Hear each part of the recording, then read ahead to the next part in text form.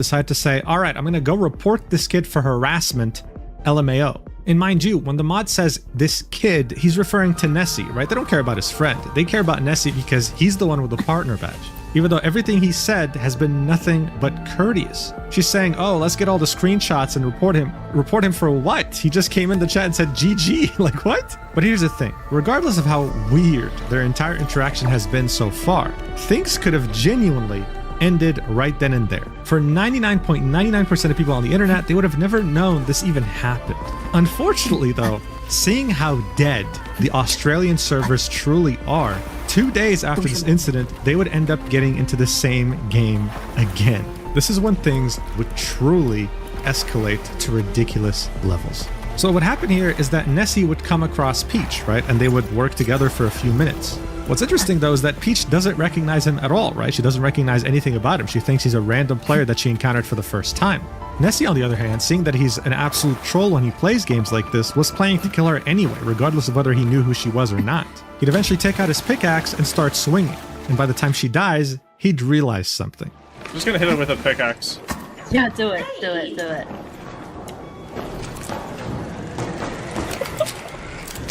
I thought we were friends.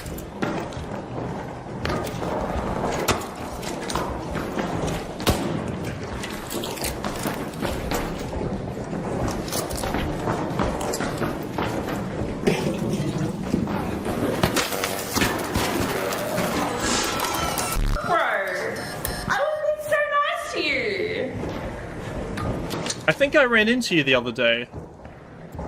Oh, you're the little c from the other night. Yeah, I thought I recognized your voice.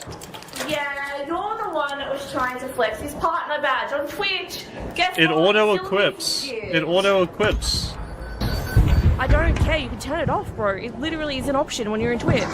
But also, you've been reported for harassment on multiple levels by multiple people and towards CFBs too. People know exactly who you are and what piece of shit you are for harassment for what you did. It's all recorded, it's all done. I don't care who you think you are, but you're done. Wait, what did I do? He knows exactly what he did. So here, she ended up surrendering, right? So instead of continuing the conversation, she just killed her character. But what's really interesting to note here is that before killing her for a second time, she had already implored her community to report him not just on Arc Raiders, but they stalked his Twitch, saw what his primary game was, and reported him in Sea of Thieves as well for harassment. I mean, look, I think we're all not crazy. We saw what happened the first time, right? None of this was directed towards her. He was doing this to other players as well. She just so happened to come across him the first time, and he was nothing but courteous in her chat as well. What's really funny here is that there's also a comeback to the whole partner badge discourse, right? Oh, you came into my chat to flex it. Like, what? Again, it auto-equips. So by now, this went from somewhat of a misunderstanding to, oh no, I'm trying to just destroy your career.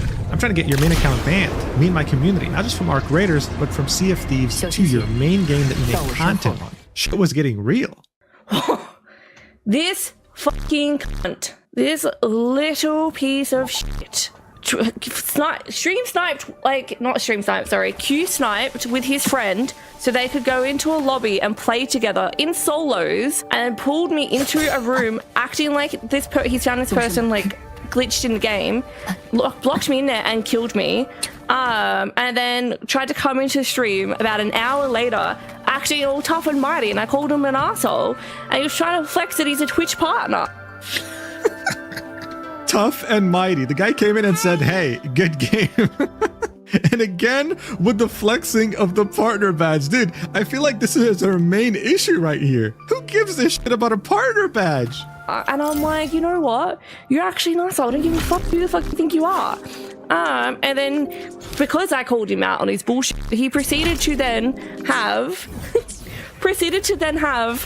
his little boyfriends come and like hate watch me and like say these certain messages in stream. I'm like, bro. Again, boyfriends. He only had one boyfriend, and it was his friend. And yeah, sure, you can argue what he said was sarcastic and kind of annoying, but I mean, dude, she left a Steam comment on his profile telling him to suck a fat one.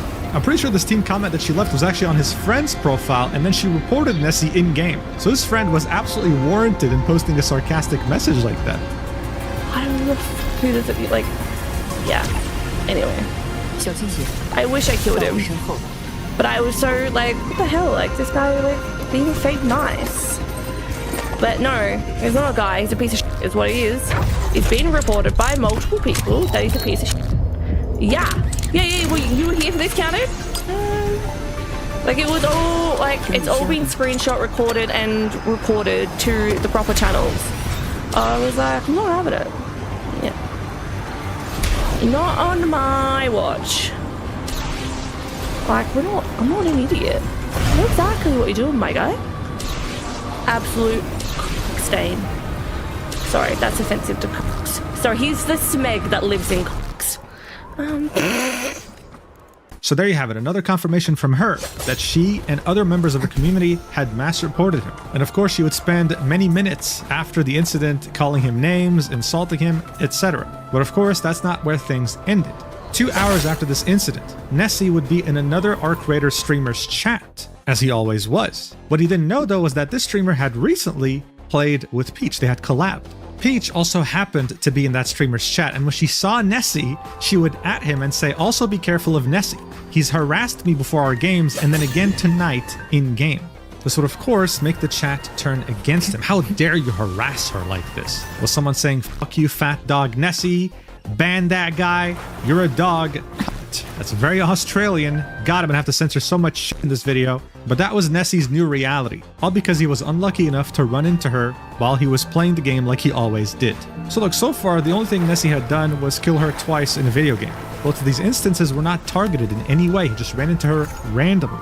That's just the reality of how small the servers in Australia are. It is what it is. What he's gotten for this so far, though, has been a Steam profile comment that's inappropriate, a streamer in her community mass reporting him in both Arc Raiders and his main game, Sea of Thieves, and Peach going around the Arc Raider streamer community and telling them to avoid Nessie because he is a harasser, making him out to be some sort of creep.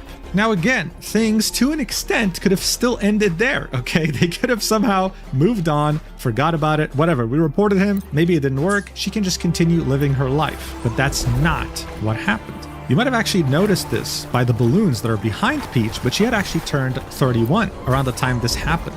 This made her friend that works at Embark Studios, the creators of Arc Raiders, to come into her chat and say happy birthday. This person, of course, wouldn't just be anyone. It would be the community lead at Embark Studios, so someone who has a hand in anything involving the community. And here's how Peach would use this to her advantage to escalate this to ridiculous levels. Watch. How are you? I'm gonna try my very best not to ask you an Embark question. I'm gonna do my research and I'll find an email address. I have been so excited. I'm going to the expedition. I'm being harassed by someone who plays this game, is a streamer, and yeah, it's a whole thing. And I was gonna ask if there's like an email address to 25%. Oh my god! If there's an email on the website to contact about it, because I've got evidence and stuff. Okay. Thank you. I did not want to, like, you know, I thought I was gonna have a look on the website, but that helps immensely. Thank you. But how are you feeling with the expedition? So this is how she framed it to the community lead at Embark. I'm being harassed repeatedly by one player who's making my life hell. Is there anything I can do in terms of like sending it to an official email? What's up? To which the community lead would say, yes, send me a DM on Twitch. She had direct access to the community lead. And seeing that the community lead, unfortunately, probably doesn't watch my channel, she didn't learn the very important lesson that is, there are two sides to every story. Conducting a band based on one person's perspective is a recipe for disaster, but that's exactly what ended up happening. Nessie, who had been playing this game almost every day, creating content for it, would be temporarily suspended for 30 days immediately afterwards for behavior that violates Embark's code of conduct. Without going into too many specifics, but he already knew what's up. He saw the VOD of her talking to the community lead. Because of this, he would end up creating a video that's unlisted called Message to Embark and sent it in his appeal. he would point out how most, if not all of the VODs that involved him and Peach had been deleted from Peach's channel. He would then proceed to go through everything we went through. In fact, all the clips I showed you were from his video, showing everything: their first interaction, their chat messages, the second interaction, how she tried to destroy his reputation in other streamers' chat, etc. By the end of it, he had compiled everything into a board on Microsoft Paint. On one side was him, and the worst thing he could think of where he was harassing her was just sending his friend to type his message saying, "I just got lured into a room by a guy that wanted me to help free his friend. He trapped me and killed me." On Peach's side though, we can see the Steam comment, we can see verbal abuse, we can see mass report / witch hunt, we can see chat rallied against me with many mean messages, so aka ruining his reputation in other streamers' chat. So obviously it didn't make sense to ban him without banning her too. If he was going to be made into a villain, then she deserves to get some flack as well. He sent everything in the support ticket, but he didn't get a reply for 5 days. So instead he got desperate and reached out to the community lead directly through Twitch DMs. This is where he would say, "Hey Austin, I'm really sorry for reaching out this way. I believe you might recognize my name from an email you received from Peach XO. When reviewing her VODs for reasons that could have led to my ARC ban, I saw you in chat and assumed that the direct correspondence between you and Peach could have been what led to my ban. I feel horrible throwing accusations around, but there is no doubt in my mind that whatever email you received contained either outright lies or gross exaggerations. I have sent everything in my support ticket, but have received no reply in 5 whole days, and it feels very unfair to be waiting when in the instance of my interaction with Peach, it was myself who was actually harassed." He would then send the YouTube video I just showed you and then say, "This link contains the full timeline of all our interactions and shows how I was treated." This is when the community lead would reply with, "Hi there. I see this is an uncomfortable situation. I'd be happy to undo the ban, but I would need your assurance that any future interactions with Peach would cease. I'm happy to have the same conversation with her." Nessie would reply with, "Yes, please. All I want is this to go away. Please understand, however, that Oceania is small, and I have no idea if I run into her in-game unless one of us kills the other, and names show. I really want nothing to do with her, and if I see her in-game and somehow know it's her, I'll leave the game, or run away. Whatever you want." So look, it's important to acknowledge that the community lead was in an uncomfortable situation here, right? Having to deal with the ban of someone that her friend was claiming was harassing her. At the same time though, as a community lead, you have to let go of your attachment to people and see things objectively.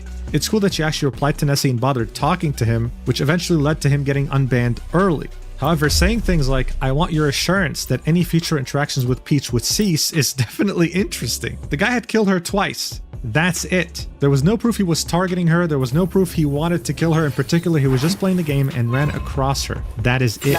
But still, he was willing to be cooperative if he knew that it was her. By this point, Nessie was unbanned. Great. But the threat of Peach XO and her community was still there. They were still tarnishing his reputation, and they were still trying to mass report him from games that he played. I mean, it had worked. She had banned him for 30 days. If she found out he got unbanned, God knows what she would have done. So he decided to take the explanation video he had made to the ARC Raiders team and publish it on his YouTube channel, titling it "Streamer Mass Reports Me After Being Trolled in ARC Raiders." It would be uploaded on March 6th, 2026, and it would get over 10,000 views. This was him pretty much defending himself and trying to repair whatever reputation he still had left in the ARC Raiders community after the damage that Peach XO had done. In theory, it's a pretty good idea.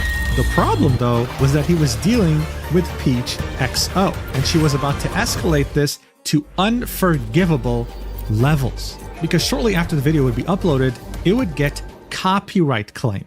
Nessie would receive an email saying, "We received a copyright removal request for your video. Based on applicable copyright law, we removed your video from YouTube. Content used, this is from a stream VOD from Peach's channel. Content found in entire video.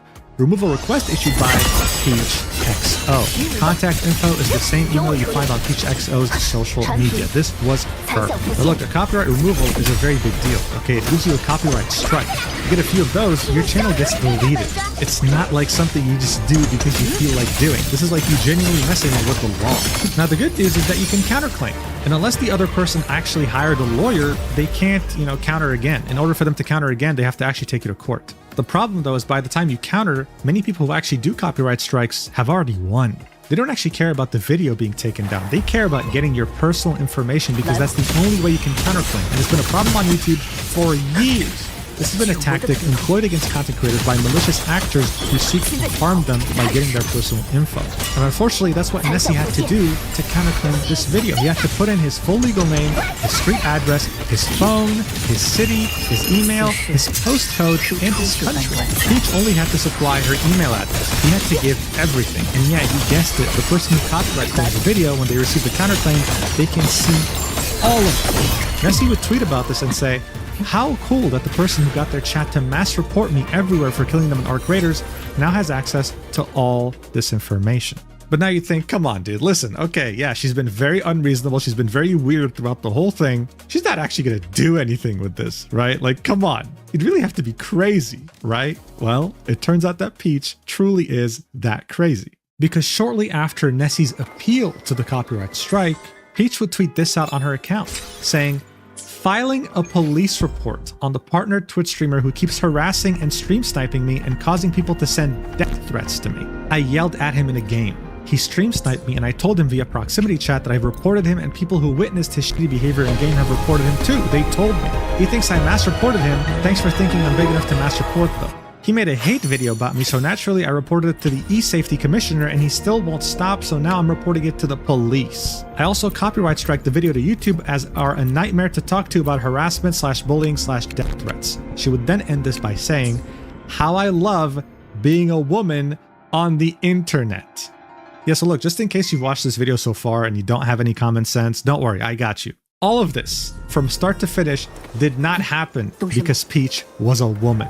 Peach could have been an alien from Mars. She could have been like one of those fictional aliens from Star Wars, whatever you want, dude. She could have not even been from Earth. This is about her behavior. And the fact that she's making it about her gender is an injustice to anyone who's actually had to get harassed and stalked and all these things on the internet. These are real cases that deserve attention. And this case right here doesn't deserve to take any attention away from people actually struggling and suffering. I can't believe she said this with a straight face. At the same time though, when it came to Nessie, he was back to square one.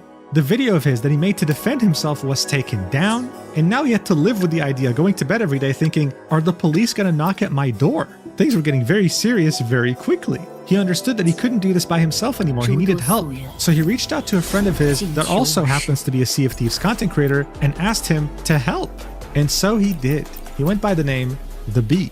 And on his channel, they would both upload a video titled Streamer Wants My Friend Arrested for Killing Her in a Video Game. And within just 2 weeks, it would amass over 500,000 views. It would go over a lot of clips that were already featured in Nessie's video, and near the end of the video, they would update everyone and telling them that yes, Peach claimed to have reported him to the police because she doxed his information through a YouTube copyright strike. How disgusting can you get as a person? At this point, it was over. Nessie's video didn't really get that much attention, but this one did. The Arc Raiders community was well aware of what Peach had done now, and it had even reached people who don't even play the game. Because you were that bothered that the person who killed you had a partner badge? Come on, man. So as you might imagine, after the Bee's video came out and everyone was well aware of her actions, she would proceed to private her Twitter account.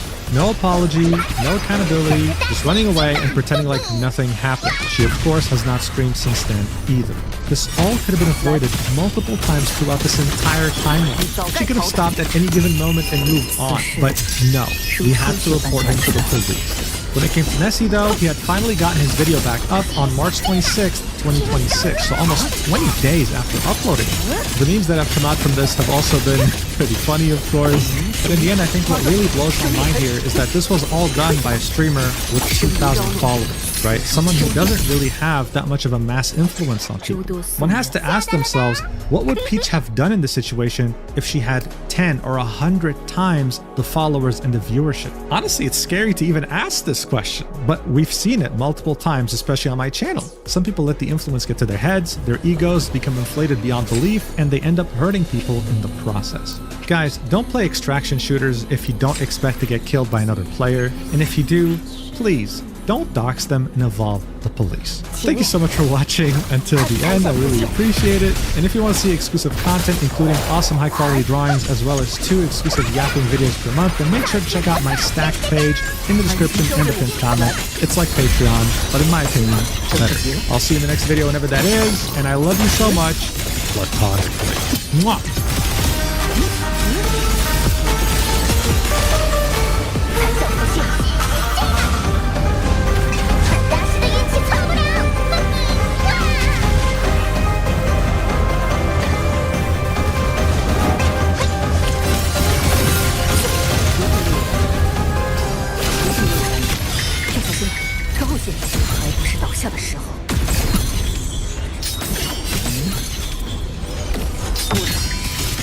Accountability is something that we all must inevitably face at one point during our lives. Whether we hurt the feelings of a loved one or just straight up clog the toilet to unimaginable degrees, we simply just have to take a step back sometimes and say, sorry, my bad, I screwed up. And as simple as that might sound to a normal person watching this right now, unfortunately, as you might have already concluded from being on the internet, accountability is starting to become a rarity these days. But if we had some sort of a global competition on seeing who can avoid saying sorry the most consistently, then it would be content creators, especially ones who have a lot of followers and have built such an ego that they have become delusional. And unfortunately, we see many such cases, more specifically in the VTubing community. Because today, we're talking about the VTuber by the name of Cha-Cha-Chilla, someone who tried to cancel another VTuber and her entire agency. And when she got called out, right, when she was proven wrong with receipts and proof, instead of saying sorry and taking a step back, she instead claimed that she was going to the hospital and she got community notice. And as ridiculous as this sounds, I wish that's where it ended. Because people would uncover that this was her third rebrand from 2 past controversial lives, and after putting the pieces together would start to tell us about the other controversies she was involved in before even becoming Cha-Cha-Chilla. I mean, this whole thing was such a disaster that it ended up trending on Twitter. Guys, as this was happening, I could not believe my eyes. Not only was this crash out incredibly bad, but it involved a person that literally had zero self-awareness. I can't see this happening otherwise. The humiliation and embarrassment would be too much to handle for a normal person. So look, by now you know me. Once I see a catastrophe like this unfold before my eyes, I think to myself, man, I have to talk to you guys about this. So without further ado, let's do this. Alright, so this whole incident actually took place in Minecraft. You see, there were 2 VTubers that created a server. The first one was called Lucia, and the second one was called Arissa. The survival multiplayer server they would create, otherwise known as SMP, would be called Invasion Parasite. But it would have a twist. Other than just being an SMP, it was also an RP server, where people roleplayed different characters and made up different stories and scenarios, all meant to be in good fun. VTubers of very varying sizes and very varying audiences decided to join that server to have a good time together and get to meet new people. Some of these VTubers happened to be from the Socks agency, otherwise known as SVA, one of the few VTuber agencies that is actually still standing and works pretty damn well with its talents. The server took around 3 months to set up and would actually involve the work of multiple people. It would have multiple factions competing against one another while being invaded by mobs, and the event in its entirety would last 3 days. After the last day of the server, Lucia would tweet, "Invasion Parasite was a huge undertaking that I didn't fully grasp the intensity of." She'd say that it all started as a silly little idea between her and Arissa, all while thanking the people who helped her set it up, as well as talk about some of the issues that popped up that they were able to get through anyway. She mentioned how some people produced music, art, and stories in the server that she was blown away by and that she was very grateful. Overall, a pretty healthy conclusion, right? Well, this was tweeted on November 17th, 2025. On the same day, an hour earlier before Lucia made her tweet, Cha-Cha-Chilla would herself make a tweet saying, "I think it's weird that people will act like they're better than you and literally call you inferior to your face and then act like you're the problem." Now, of course, initially her community was concerned, like, what do you mean? Who called you inferior? Who could do that? Half an hour later, she would make yet another tweet, this time longer and specifying exactly what she meant, saying, "I wanted to take a moment to apologize for how I reacted on the last day of the SMP. I got genuinely frustrated and let that frustration turn into anger, and that wasn't fair to anyone. I'm sorry for the way I spoke. That said, I want to be honest about where that frustration came from, because I think it matters. From the start of the SMP, we agreed to hold off on griefing until day 3 so everyone could settle in, build, and actually enjoy the opening experience. When griefing started on days 1 and 2, it didn't just break the rules, it broke the spirit of what we were trying to create together. On top of that, hearing things like my team being inferior or that we deserved to die got under my skin more than I expected. I didn't handle that well, and I should have stepped back instead of blowing up. I'm not here to hold grudges though, I want to move forward